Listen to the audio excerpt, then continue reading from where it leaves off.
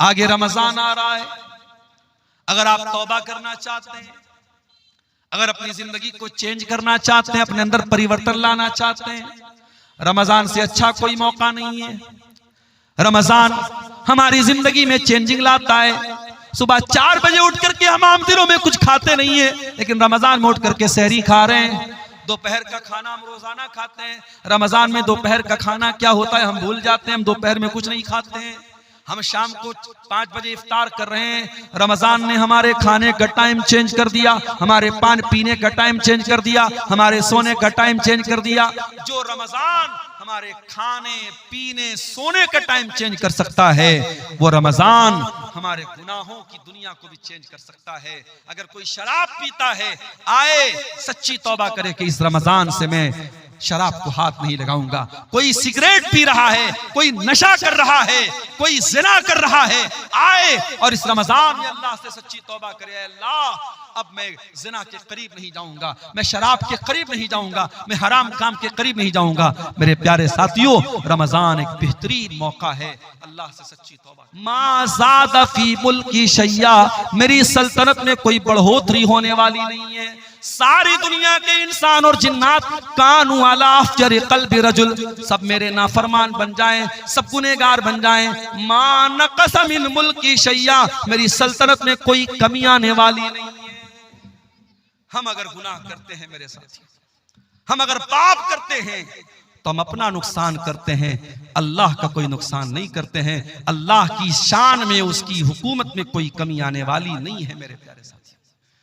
इसीलिए हमें और आप को चाहिए कि हम अल्लाह की तरफ रुजू करें, हम अल्लाह से सच्ची तौबा करें। और सूरह ज़ुमर की आयत हमें उसी तौबा की तरफ बुला रही है मेरे साथी। कुल या इबादियल्लज़ीना असरफू अला अनफुसिहिम ला तक़नतू मिन रहमतिल्लाह।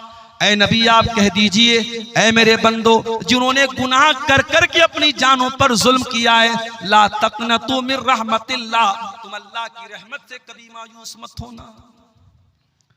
14 फरवरी की तारीख अभी गुजरी है, पूरी दुनिया में इसको वैलेंटाइंस डे के नाम से मनाया जाता है। बहुत सारे लोगों ने उस दिन गलत काम भी किए, ज़िनाकारी का एक बाजार गर्म हुआ।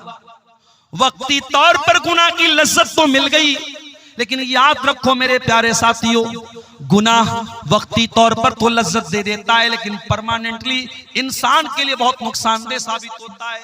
ये जिना करने वाले, ये हराम काम करने वाले, ये नाजायज ताल्लुकात बनाने वाले, ये वक्ती तौर पर तो जरूर थोड़ी लज्जत पा लेते हैं, मगर परमानेंट तौर पर, दायमी तौर पर वो अल्लाह की तरफ से बहुत बड़ी बेबरकती के शिकार हो जाते हैं। उनकी जिंदगी से बरकत खत्म हो जाती है, वो अल्लाह की रहमत से दुत्कार दिए जाते हैं। कुरान की आयत उन जिना करने वालों को भी दावत दे रही है, ला तक़नतू मिन रहमतिल्लाह।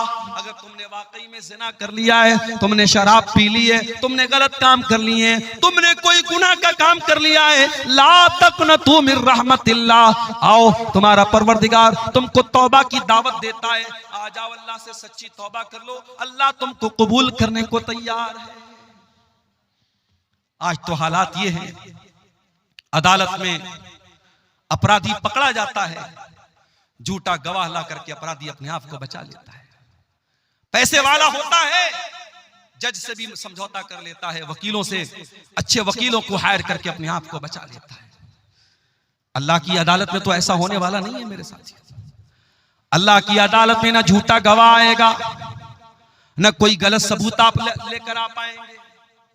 अल्लाह की अदालत में तो अल्लाह जबान पर मुहर लगा देगा। फरमाया, अल यौमा नख्तिमु अला अफवाहिहिम व तुकल्लिमुना अयदीहिम व तशहदु अर्जुलुहुम बिमा कानू यक्सिबून। कयामत के दिन हम तुम्हारे मुंह पर मुहर लगा देंगे, तुम्हारा हाथ गवाही देगा, तुम्हारे पैर गवाही देंगे। तुमने हाथों से क्या क्या करतूत किए थे, हाथ बोलेगा, तुमने पैरों से क्या क्या करतूत किए थे, पैर बोलेगा। हत्ता इज़ा मा जाऊहा शहीदा अलैहिम समउहुम व अबसारुहुम व जुलूदुहुम बिमा कानू यामलून। कयामत के दिन जब तुम अल्लाह की बारगाह में आओगे, तुम्हारा कान भी तुम्हारे खिलाफ गवाही देगा। ओ कानों में एयरपॉड लगा करके दिन रात गाना सुनने वालों, ओ म्यूजिक में रातें बसर करने वालों, ओ बाइक चलाते हुए गाना सुनने वालों, ओ कार चलाते हुए गाना सुनने वालों, तुमने कानों से क्या क्या सुना है? ये कान कल कयामत के दिन गवाही देंगे। हत्ता इज़ा मा जाऊहा शहीदा अलैहिम समोहुम व अबसारुहुम। और फेसबुक की रील्स और इंस्टाग्राम के वीडियोस पर अपना टाइम बर्बाद करने वाले मेरे नौजवानों, अपनी आंखों से गंदी चीजें देखने वाले मेरे नौजवान साथियों, ये आंखें भी कयामत के दिन बोलेंगी, ये आंखें भी गवाही देंगी। और एक बात मैं बोलना चाहूंगा मेरे साथियों, क्योंकि रमजान अब सिर्फ 2 दिन की दूरी पर हमसे, हो सके तो 1 महीना के लिए ये रील्स की दुनिया से अपने आप को बाहर निकाल दो। ये रील्स कोई मामूली चीज नहीं है, ये रील्स गंदी फिल्मों से बड़ा किरदार अदा कर रही हैं, हमारे बच्चों को बर्बाद कर रही हैं, हमारी लड़कियों को बर्बाद कर रही हैं। इन रील्स को मेरे भाइयों रमजान की रातों को बर्बाद करने का जरिया मत बनाना, रमजान के दिनों को बर्बाद करने का जरिया मत बनाना। नेकी का मौसम आ रहा है, नेकी का महीना आ रहा है, हो सके तो कम से कम 1 महीना फेसबुक और इंस्टाग्राम को छोड़ देना, रील्स को छोड़ देना। और अगर नहीं छोड़ते हो तो याद रखो, ये आंखें भी कयामत के दिन गवाही देगी और ये चमड़ी भी गवाही देगी। वक़ालू लिजुलूदिहिम लिमा शहिदतुम अलैना। और इंसान बोलेगा अपनी चमड़ी से कि तू कैसे गवाही दे रही है, तू कैसे बोल रही है। क़ालू अंतक़नल्लाहुल्लज़ी अंतक़ कुल्ल शै। इंसान की चमड़ी कहेगी कि अल्लाह ने हमको बोलना सिखाया है, इसलिए आज हम बोल रहे हैं। तो दुनिया में हमारे झूठे गवाह हमें बचा लेंगे, मगर अल्लाह की अदालत में कोई झूठा गवाह नहीं होगा। वहां कान गवाही देगा, वहां आंखें गवाही देंगी, वहां हाथ गवाही देंगे, वहां पैर गवाही देंगे।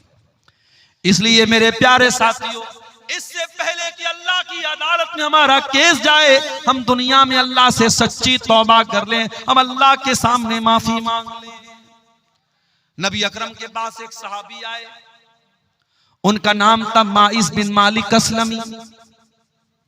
उन्होंने अल्लाह के नबी के पास आके कहा, अय अल्लाह के नबी, इन्नी असब्तु ज़िना, मैंने ज़िना कर लिया है, मैं शादीशुदा इंसान हूं, मुझसे ज़िना हो गया है, मुझे मालूम है शादीशुदा की इस्लाम में ज़िना करने की क्या सजा है।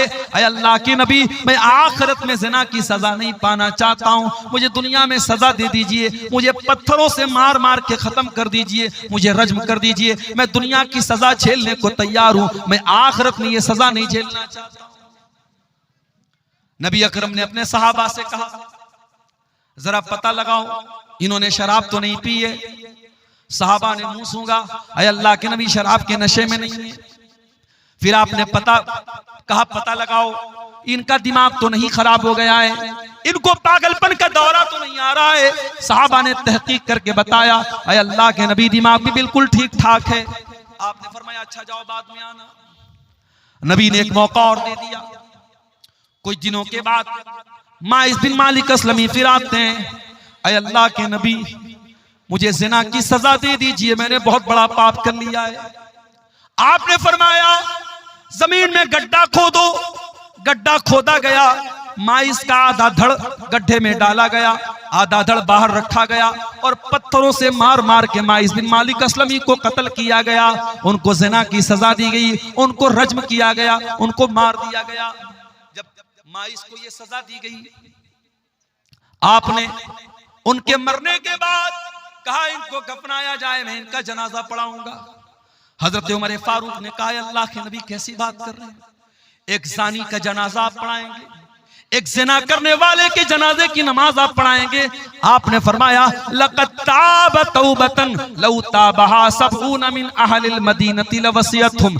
ऐ उमर तुम्हें क्या मालूम ये इसने कितनी सच्ची तौबा की है। ऐ उमर ये चाहता तो अपने आप को बचा सकता था, कौन जानता था इसने ज़िना किया है। इसने आकर के मेरे पास सच्ची तौबा की है, इसने आकर के अपने गुनाह का इकरार किया है। ऐ उमर इसने इतनी सच्ची तौबा की है, अगर मदीना के 70 गुनहगार भी ऐसी तौबा कर लेते तो अल्लाह 70 गुनहगारों को माफ कर देता। नबी ने जनाजे की नमाज पढ़ाई। और इस वाक़े के कुछ ही दिनों के बाद अल्लाह के रसूल के पास एक औरत आती है। उस औरत का नाम तो नहीं मालूम, लेकिन वो कबीले गामिद की औरत थी, गामिदिया, उसको हदीसों में गामिदिया का नाम आया है, गामिदिया औरत आती है और वो आकर के कहती है अल्लाह के नबी मुझे पाक कर दीजिए, मैंने भी ज़िना किया है। और बाज़ उलमा ने लिखा कि माइस बिन मालिक अस्लमी ने इसी के साथ ज़िना किया था, वल्लाहु आलम, इसका कोई प्रूफ नहीं है। उसने आकर के कहा अल्लाह के नबी मुझे ज़िना की सजा दे दीजिए। आपने उसको टालने की कोशिश की।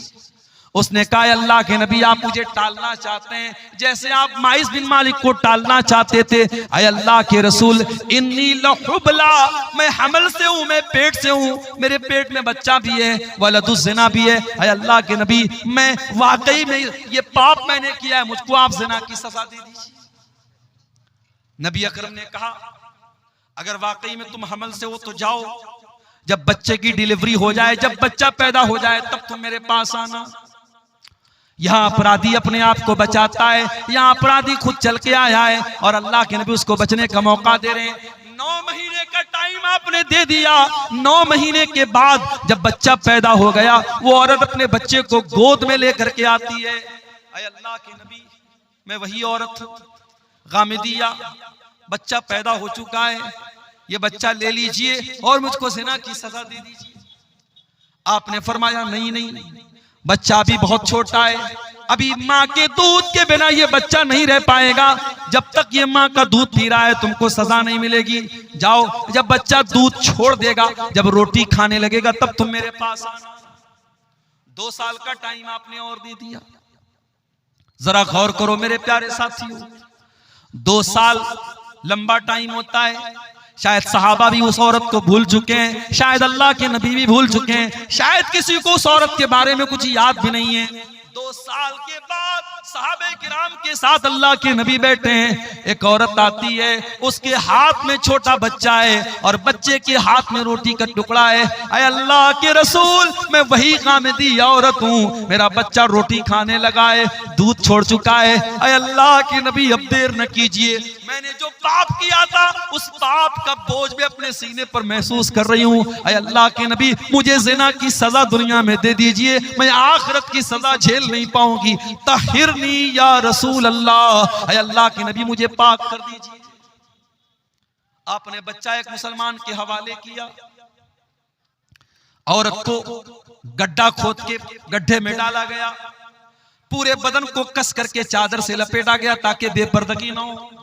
हाय हाय, औरत को ज़िना की सजा हो रही है, पत्थरों से मारा जाएगा, लेकिन इस्लाम औरत के पर्दे का कितना ख्याल रखता है कि ये सजा भी बेपर्दगी के साथ नहीं दी जाएगी। आज दुनिया वाले अपने आप को कहते हैं हमने औरत को बड़ी इज्जत दे दी। अरे तुमने क्या इज्जत दी? अमेरिका का वो आदमी जिसका नाम जेफरी एप्स्टीन है, जिसके नंगेपन की फिल्में आज दुनिया के सामने आ रही हैं, जो 6 साल से लेकर के 14 साल तक की बच्चियों के साथ रेप किया करता था। बाकायदा उसका एक आइलैंड था अमेरिका में, और उस आइलैंड पर वो 6 साल से लेकर के 14 साल तक की बच्चियों को किडनैप करता था, उनके साथ दरिंदगी करता था, उनको नोचता था, उनके साथ जिना करता था। और यही नहीं, एप्स्टीन फाइल में यहां तक मौजूद है कि वो दरिंदा बच्चियों को कत्ल करके उनका गोश्त खाया करता था। ये दरिंदे ये आज इंसानियत की बात करते हैं, ये हैवान ये आज औरत की आजादी की बात करते हैं। अरे औरत को इज्जत अगर किसी ने दी है तो मजहब इस्लाम ने दी है, औरत को सम्मान किसी ने दिया है तो मजहब इस्लाम ने दिया है। औरत को सजा मिल रही है ज़िना की, मगर इस्लाम उस सिचुएशन में भी बेपर्दगी की तालीम नहीं देता है। नबी ने कहा उस औरत के पूरे बदन को कपड़े से कस करके बांधा जाए ताकि उसकी बेपर्दगी ना हो, उसके जिस्म की नुमाइश ना हो। पत्थरों से मारा जाने लगा, औरत का कपड़ा खून से लथपथ हो गया। थोड़ी देर के बाद उस औरत का इंतकाल हो गया। जब उसके ऊपर पत्थर मारा जा रहा था, उसके खून के कुछ छींटे हजरत खालिद बिन वलीद के कपड़े पर पड़ गए। खालिद बिन वलीद का सफेद कपड़ा, उस पर उस औरत के खून के छींटे पड़ गए। खालिद बिन वलीद की जबान से कुछ नाज़ेबा कलमात निकल गए, कुछ गलत चीजें निकल गई। पता नहीं कैसी गंदी औरत का खून मेरे कपड़े पर पड़ गया, इस तरीके का कोई जुमला उनके जुबान से निकल गया। नबी ने फरमाया महलन या खालिद, ऐ खालिद खबरदार, अपनी जबान को लगाम दो, लक़द ताबत तौबतन लौ ताबहा साहिबु मुहसिन लगुफ़िर लहू। ऐ खालिद, इस औरत ने इतनी सच्ची तौबा की है, अगर कोई डाकू, कोई डाका डालने वाला भी अगर तौबा करता तो अल्लाह ताला उसकी तौबा को कबूल कर लेता। मेरे प्यारे साथियों, उसके बाद अल्लाह के नबी ने उस औरत की भी जनाजे की नमाज पढ़ाई है। इसको तौबा कहते हैं। मेरे प्यारे साथियों, जब गुनहगार अपने गुनाहों के एहसास के बोझ के तले दब जाए और अल्लाह से अपनी गुनाहों की माफी मांगे, इसको तौबा कहते हैं। तौबा कोई खिलवाड़ नहीं है मेरे प्यारे साथियों, तौबा कोई मजाक नहीं है। जब तक इंसान को अपने गुनाहों का एहसास न हो, जब तक अपने गुनाहों की जिंदगी पर शर्मिंदगी न हो, नदामत न हो, जब तक उसकी आंखों से नदामत के आंसू न बहते हो, तब तक तौबा का कोई मतलब नहीं। और ये भी याद रखो मेरे प्यारे साथियों, अगर इंसान ने कोई ऐसा गुनाह किया है जिसका ताल्लुक हुकूकुल इबाद से है, किसी की जमीन हत्या ली, किसी का माल हड़प लिया, किसी के साथ चीटिंग कर ली, बेईमानी कर ली, फ्रॉड कर लिया, किसी की जमीन पर नाजायज कब्जा कर लिया, किसी के मकान पर तजावुज कर लिया, तो ये वो गुनाह है जो सिर्फ तौबा करने से माफ नहीं होगा, जो सिर्फ अल्लाह के सामने रोने से माफ नहीं होगा। अगर आपने हुकूकुल इबाद पे डाका डाला है, अगर आपने किसी का हक मारा है, तो वो हक आपको देना पड़ेगा। दुनिया में पैसे के बदले आप पैसा देते हैं। ये नेपाल बॉर्डर का इलाका है, मैंने देखा चंदे में नेपाल का भी कुछ पैसा नजर आ रहा है। बॉर्डर के इलाकों में नेपाल का पैसा भी चल रहा है, इंडिया का पैसा उस पार चल रहा है, उधर का पैसा इस पार चल रहा है बॉर्डर के इलाके में। लेकिन आप इंडिया का पैसा सऊदी अरब में लेके जाएं, नहीं चलेगा, वहां रियाल चलेगा। दुबई आप लेके चले जाए, वहां आपका इंडिया का पैसा नहीं चलेगा, वहां दिरहम चलेगा। कुवैत में आप चले जाएं, वहां दीनार चलेगा। अमेरिका में चले जाएं, वहां डॉलर चलेगा। ब्रिटेन में आप चले जाएं, वहां पाउंड चलेगा। आप दुनिया के मुख्तलिफ मुल्कों में चले जाएं, वहां उनकी करेंसी चलती है। मेरे प्यारे साथियों, आखिरत में जब मरने के बाद हम अल्लाह के यहाँ जाएंगे, तो वहां दुनिया का माल और दुनिया की दौलत और दुनिया की करेंसी नहीं चलेगी, वहां करेंसी चेंज हो जाएगी। अगर दुनिया में हमने किसी का माल हड़पा है, किसी की जमीन हड़पी है, किसी बहन बेटी के साथ हमने उस ज्यादती की है और उसका हक मारा है, कयामत के दिन हमें अपनी नेकियों से हाथ धोना पड़ेगा। कोई हमारी नमाज लेके चला जाएगा, कोई रोजा लेके चला जाएगा, कोई तरावी लेके चला जाएगा, कोई हज लेके चला जाएगा, कोई उम्रा लेके चला जाएगा, और उसके बाद भी अगर हकदार खड़े होंगे, अल्लाह के नबी फरमाते हैं सुम्मा उखिज़ मिन सय्यिआतिहिम, के गुनाहों को लेकर के हमारे नामे आमाल में डाला जाएगा। और इंसान जो दुनिया से नेकी का पहाड़ लेके गया था, अगर हुकूकुल इबाद का मामला गड़बड़ है, तो हालत ये हो जाएगी कि गुनाहों से लथपथ होकर के जहन्नम में फेंक दिया जाएगा। इसलिए मेरे प्यारे साथियों, अगर सच्ची तौबा करना चाहते हो हुकूकुल इबाद से, तो दुनिया में हक दे दो, हक दे दो। और अगर किसी को ज़बान से तकलीफ पहुंचाई है, तो जाकर के माफी मांग लो। उसके बगैर अल्लाह ताला क्या माफी मिलने वाली नहीं है। मेरे प्यारे साथियों, अल्लाह के प्यारे नबी फरमाते हैं लतुअद्दुन्नल हुकूक इला अहलिहा यौमल क़ियामह, तुम्हें क़यामत के दिन हकदारों को उनका हक देना पड़ेगा। हत्ता युक़ादल शातिल जलहाई मिनश्शातिल करना, यहाँ तक कि अगर बगैर सींग वाली बकरी को सींग वाली बकरी ने मारा है, अगर सींग वाली बकरी ने बगैर सींग वाली बकरी को मारा है, तो उसका भी क़िसास लिया जाएगा, उसका भी बदला लिया जाएगा। क़यामत के दिन उसका भी क़िसास लिया जाएगा मेरे साथियों। इसलिए मेरे प्यारे साथियों, अल्लाह से सच्ची तौबा करो। और सूरह ज़ुमर की आयत नंबर 53 हमें उसी की दावत दे रही है। कुल या इबादियल्लज़ीना असरफू, ऐ मेरे वो बंदो जिन्होंने गुनाह कर करके अपनी जानों पर जुल्म किया है, ला तक़नतू मिन रहमतिल्लाह, तुम अल्लाह की रहमत से मायूस न होना। आगे रमजान आ रहा है, अगर आप तौबा करना चाहते हैं, अगर अपनी जिंदगी को चेंज करना चाहते हैं, अपने अंदर परिवर्तन लाना चाहते हैं, रमजान से अच्छा कोई मौका नहीं है। रमजान हमारी जिंदगी में चेंजिंग लाता है। सुबह 4 बजे उठ करके हम आम दिनों में कुछ खाते नहीं है, लेकिन रमजान में उठ करके सहरी खा रहे हैं। दोपहर का खाना हम रोजाना खाते हैं, रमजान में दोपहर का खाना क्या होता है हम भूल जाते हैं, हम दोपहर में कुछ नहीं खाते हैं। हम शाम को 5 बजे इफ्तार कर रहे हैं। रमजान ने हमारे खाने का टाइम चेंज कर दिया, हमारे पान पीने का टाइम चेंज कर दिया, हमारे सोने का टाइम चेंज कर दिया।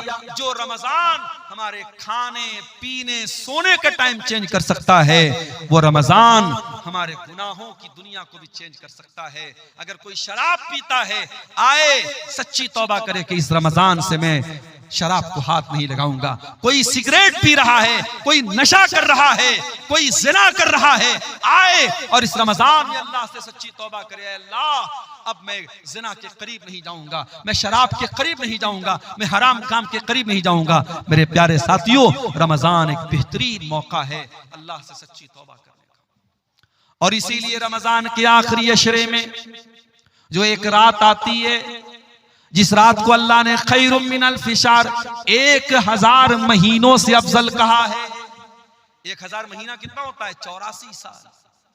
एक रात की इबादत 84 साल से भी बेहतर है, उससे अफजल है वो रात रमजान के आखिरी अशरे की कोई रात है। हजरत आयशा ने पूछा, अय अल्लाह के नबी, अराअयता इन अलिमतु अय्य लैलतिन लैलतुल क़द्र, अय अल्लाह के नबी अगर मुझे पता चल जाए कि कौन सी रात कद्र की रात है, अगर मुझे मालूम हो जाए कि कौन सी रात शब कद्र है, मैं उसमें क्या पढ़ूंगी?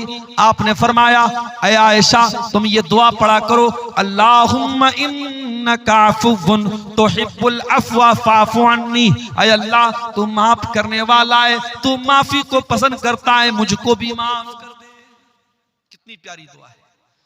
रमजान के आखिरी अशरे में ताक रातों में है, हम अल्लाह से ये दुआ कर रहे हैं। हम अल्लाह से कारोबार नहीं मांग रहे हैं, जायदाद नहीं मांग रहे हैं, खेत खलिहान नहीं मांग रहे हैं, बच्चों की तंदुरुस्ती नहीं मांग रहे हैं, बीवी की सेहत नहीं मांग रहे हैं। हम क्या मांग रहे हैं?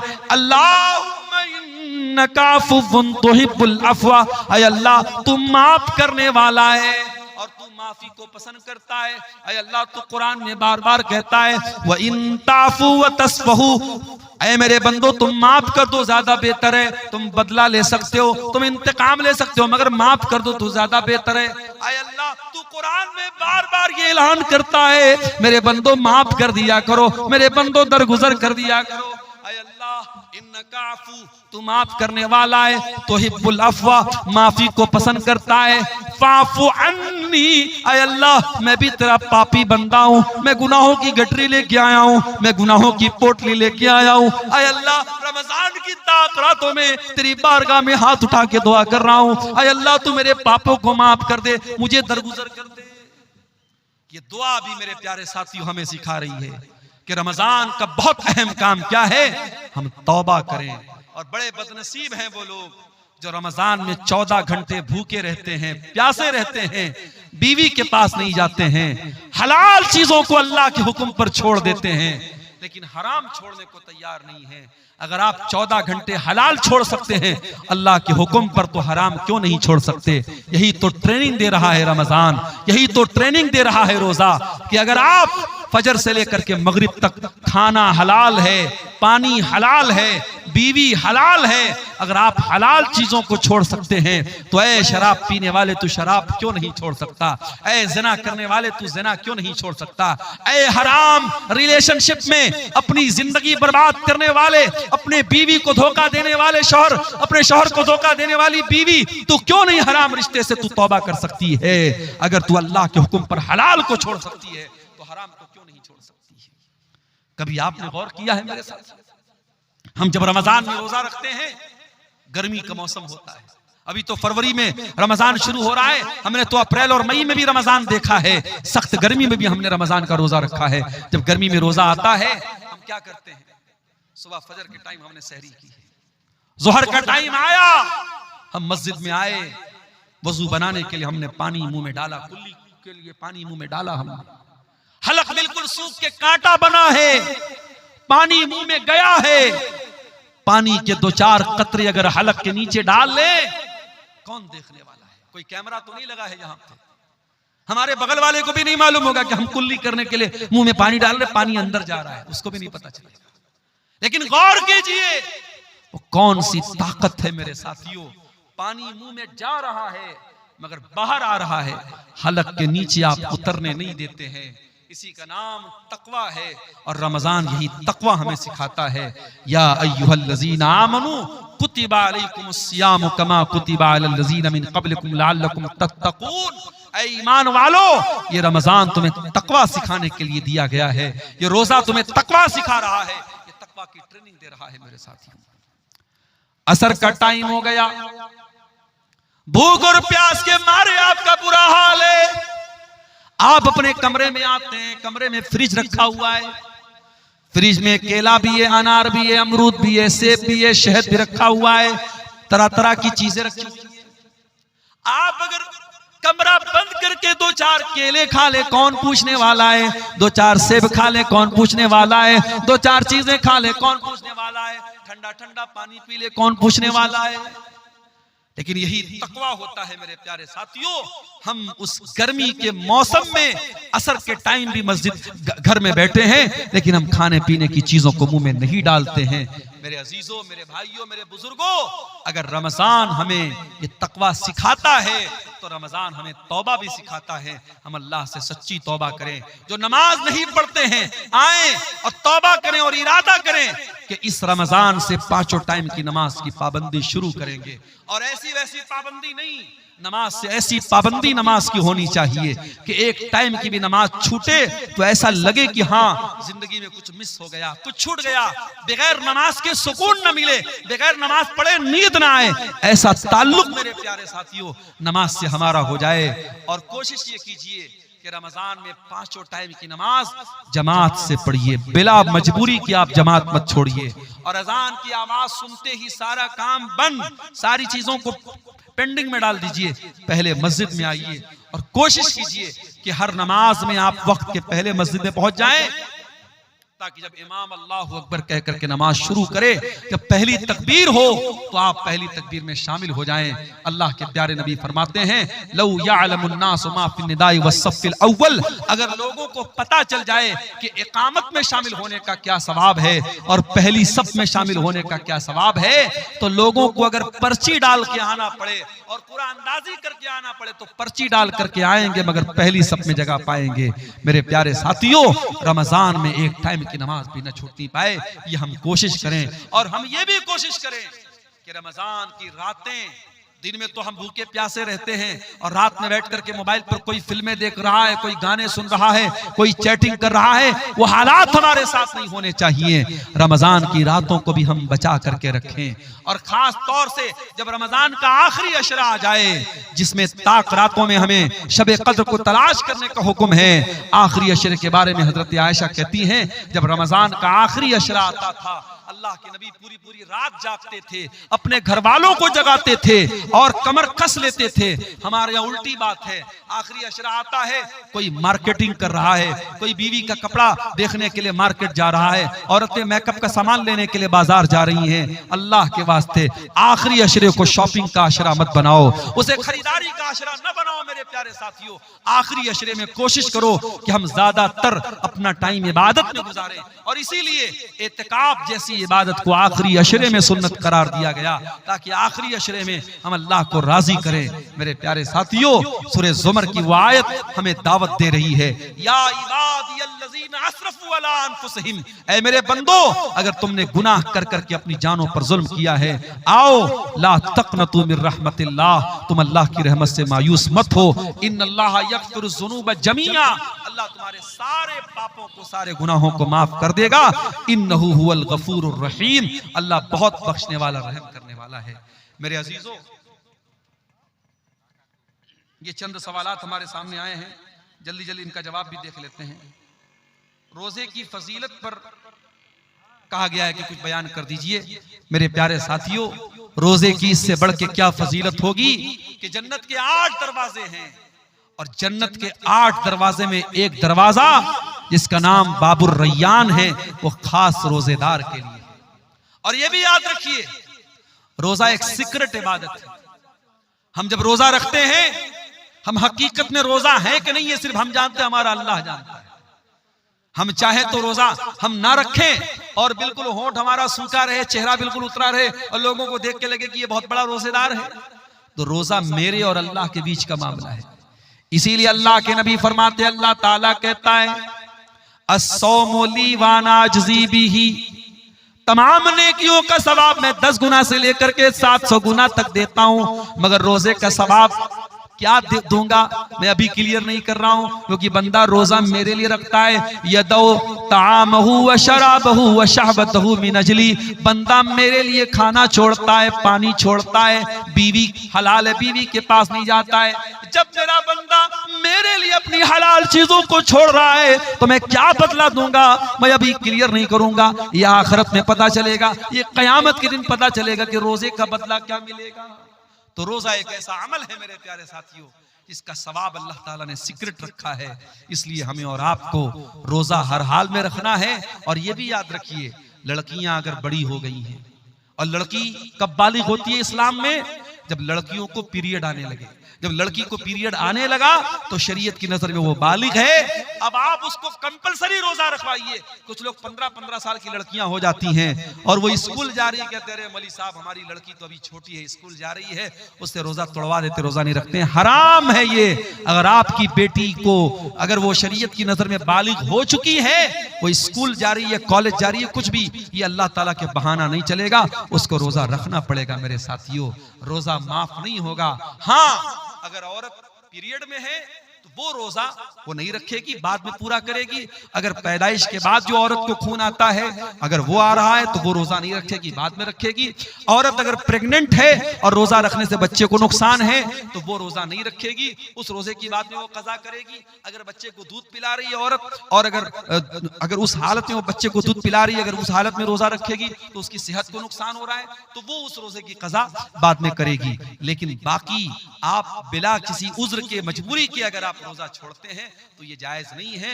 कुतिबा अलैकुमुस्सियाम, अल्लाह ने रोजे को फर्ज करार दिया है। उसके बाद एक सवाल ये आया है, गैर मुस्लिम से चंदा लेना कैसा है, ये जानने के बावजूद कि वो सूद ब्याज का काम करता है। देखिए, अगर गैर मुस्लिम सूद और ब्याज का काम करता है और वही उसका ज्यादातर धंधा उसी चीज का है, उसका बड़ा कारोबार वही है, तो ऐसे गैर मुस्लिम से आपको चंदा नहीं लेना चाहिए, ना मस्जिद में ना मदरसे में। और साफ बोल दीजिए कि भाई देखिए हमारे यहाँ सूद और ब्याज हराम है और आपका कारोबार सूद और ब्याज का है, हम आपसे चंदा नहीं ले सकते। वो नाराज हो जाए मगर उसे चंदा मत लीजिए। लेकिन अगर कोई गैर मुस्लिम ऐसा है जो ज्यादातर कारोबार उसका तो जायज चीजों का है, लेकिन चूंकि वो गैर मुस्लिम है, वो इस्लाम को तो नहीं मानता है और कुछ चीजों का वो हराम का भी कारोबार करता है, लेकिन मेजर हिस्सा, बड़ा हिस्सा उसके कारोबार का हलाल है, तो उसका चंदा आप ले सकते हैं। मस्जिद में भी ले सकते हैं, मदरसे में भी ले सकते हैं। क्यों ले सकते हैं? अल्लाह के नबी के दौर में जो खाने काबा था, उस खाने काबा को मुशरिकीन ने अपने पैसे से बनाया था और मुशरिकीन ने हलाल पैसे से बनाया था। उन्होंने तय किया था हम हराम पैसा नहीं लगाएंगे। तो जब अल्लाह के नबी ने खाने काबा को फतह किया तो अगर उनके चंदे और उनके पैसे से बना हुआ काबा सही न होता तो अल्लाह के नबी उस इमारत को तोड़वा देते, मगर आपने उसको बरकरार रखा। और नबी के दौर में गैर मुस्लिमों से जो अल्लाह के नबी के जो ताल्लुकात थे उसमें भी कहीं हमको ये चीज नहीं मिलती है कि आपने उनके साथ खाने पीने को मना किया हो या उनसे लेन देन को मना किया हो या उनके तोहफे तहफ को लेने से मना किया हो आपने। हाँ, जहां मजहबी मामला आ जाएगा, उनके किसी मजहबी त्यौहार में हम शामिल नहीं होंगे, किसी शिरकिया त्यौहार में शामिल नहीं होंगे, और किसी शिरकिया त्यौहार में मिलने वाला कोई सामान है उसमें हम शामिल नहीं होंगे। वल्लाहु आलम बिस्सवाब। नमाज के लिए इमामत का सबसे ज्यादा हकदार कौन है? अल्लाह के नबी की बड़ी साफ हदीस है, या उम्मुल कौम अक़रउहुम लिकिताबिल्लाह, कुरान को सबसे ज्यादा पढ़ने वाला। कुरान को सबसे ज्यादा कौन पढ़ता है? जो हाफिज कुरान होता है। तो अगर कोई हाफिज कुरान है वो इमामत का सबसे ज्यादा हकदार है। लेकिन यहाँ ये बात याद रखिए कि बाज हमारे यहाँ ऐसे हाफिज कुरान होते हैं जो हाफिज कुरान तो हैं मगर नमाजी नहीं है या दड़ी मुंडे हैं, तो ऐसे लोगों को इमामत नहीं दी जाएगी। अगर वो हाफिज है और साथ में दीनदार है, मुत्तकी है और नमाज के मसले मसाइल जानता है तो वो ज्यादा हकदार है। और उसके बाद सेकंड नंबर पे कौन है? अअलमुहुम बिस्सुन्नह, सुन्नत का जानकार। हाफिज कुरान के बाद दूसरे नंबर पे सुन्नत का जानकार यानी आलिम दीन, वो ज्यादा हकदार है। अगर आलिम दीन भी बहुत सारे लोग हैं तो अल्लाह के नबी ने फरमाया कि उनमें फिर सबसे ज्यादा जो उम्रदार, जो सबसे ज्यादा बाउमर है, मुअम्मर है, मालिय 3-4 उलमा है, तो जो उसमें सीनियर है उसको इमामत के लिए आगे बढ़ाया जाएगा। तो ये पूरी तरतीब हदीसों में बयान की गई। एक कब्र को दूसरी जगह ट्रांसफर करने का सही तरीका क्या है? देखिए, एक कब्र को दूसरी जगह ट्रांसफर करने का सही तरीका यही है कि जहां पे कब्र है, अगर हमको कन्फर्म मालूम है कि यहाँ पे कब्र है, तो उस कब्र में जो भी मुर्दे के बकियात हैं, उसकी हड्डियां वगैरह हैं, उनको एहतियात के साथ और एहतराम के साथ उनको वहां से उठा करके दूसरी जगह मुंतकिल किया जाएगा। अब उसमें कोई इस तरीके का जिक्र नहीं है हदीसों में कि हम बाकायदा अलग से कफन ला करके कफन में रखेंगे। आप नॉर्मली भी उसको उठा करके दूसरी जगह दफन कर सकते हैं, लेकिन हाँ, किसी हड्डी वगैरह को तोड़ने की इजाजत नहीं है। उस कब्र में जो भी लाश के बकियात हैं, उनकी बेहुरमती और तौहीन करने की इजाजत नहीं है। और बहुत इमरजेंसी केस में ही एक कब्र को दूसरी जगह मुंतकिल किया जाएगा, बिला वजह ऐसा करना ठीक नहीं है। वल्लाहु आलम बिस्सवाब। तो ये चंद सवालात थे। अल्लाह ताला से दुआ है रब्बुल आलमीन हम सबको नेक अमल, अच्छी समझ की तौफीक अता फरमाए। इलाहुल आलमीन हमें सच्ची तौबा की तौफीक दे। आने वाले रमजान को हमारी जिंदगी का बेहतरीन रमजान बना दे। अच्छा, माशाअल्लाह माशाअल्लाह। जयपुर के कुछ हमारे नौजवान साथी जो यही के वो लोग जयपुर में जाके रहते हैं, माशाअल्लाह। अच्छा, रूस वाले हैं, ये रूस से आया है। अच्छा अच्छा, यहाँ के कुछ नौजवान रूस में काम करते हैं, माशाअल्लाह। उन्होंने तकरीबन 37,000 रुपये ऑनलाइन भेजे हैं इस मदरसे के लिए, मरियम लिल बनात के लिए। रब्बुल आलमीन उन तमाम नौजवानों को जो वहाँ काम कर रहे हैं, अल्लाह उनकी हिफाजत फरमाए, अल्लाह उनकी इस नेकी को कबूल फरमाए, अल्लाह उनके इस सदक़ात व खैरात को दुनिया और आखिरत में उनकी नजात का जरिया बनाए। और जिन भाइयों ने भी आज इस मदरसे के लिए ताउन किया है, रब्बुल आलमीन उनके